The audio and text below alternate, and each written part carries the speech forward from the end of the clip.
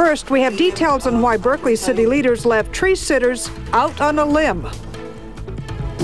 KRON 4's Jonathan Bloom is live in Berkeley with our top story at 6. Jonathan?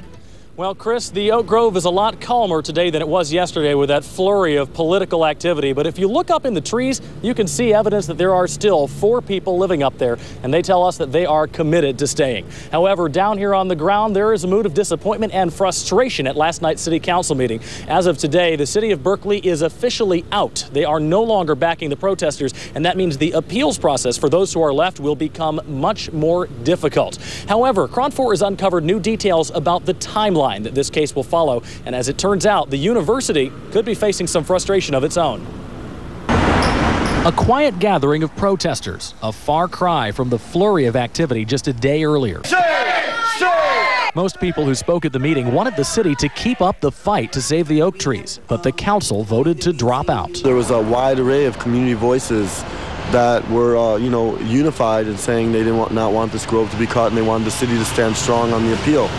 So I think it's an outrage that they back down. But the tree sitters are still in the trees, and now it looks like they could be there for a while. The judge gave only 7 days for an appeal before the university was allowed to start cutting trees. But now the appeal's been filed, and that starts a brand new clock, giving petitioners 20 days to ask for a new injunction. And that's only the beginning. The university says it'll probably take 4 days to write a rebuttal. Then the court can take as long as it needs to make a decision. In short, the protest that would have been over by Tuesday is now probably going to last another 3 weeks or longer. As for the tree sitters, so far we've been able to get them a bag of food a day up there, and that's a good thing. They're living under a new agreement where the university lets supporters feed them as long as they don't try any of the monkey business they did in this video from earlier in the week. The university's also pledged to give 3 days notice if they plan to send up climbers to take the tree sitters down. Protesters hope they'll use a different approach. Sit down with all these people and come to a positive and peaceful resolution to this conflict. Now, you got to remember why all this is happening. The university wants to cut down those trees so that it can build a new facility for the students who compete here at Memorial Stadium. And the fact is, the locker rooms in there are pretty gross. In fact, they're so out of shape, they're so deteriorated, they're so frankly disgusting that the university says that some students refuse to change in the locker rooms and they're changing in their cars instead. KRON 4's Teresa Estacio took our cameras inside Cal's Memorial Stadium for a closer look.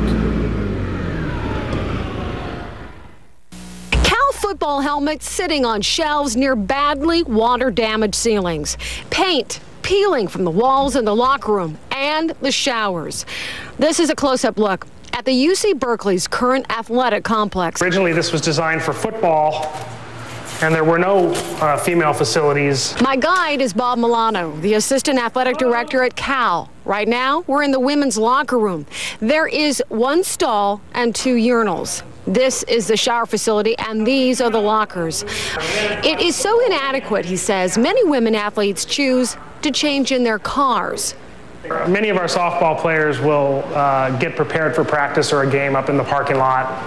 So this is the athletic equipment and apparel space. In the equipment room, jerseys hang on makeshift racks in hallways. Boxes packed with uniforms are shoved up high and low, anywhere they can find some available space. It's a sheet metal gutter that collects rainwater that leaks through the stadium structure. The weight room is so small, Bob explains, teams must take turns forcing athletes to structure their classes around training. In the medical rehab part of the complex, there is old equipment and exam tables stuck close together, providing very little privacy. But it's quite undersized and quite insufficient.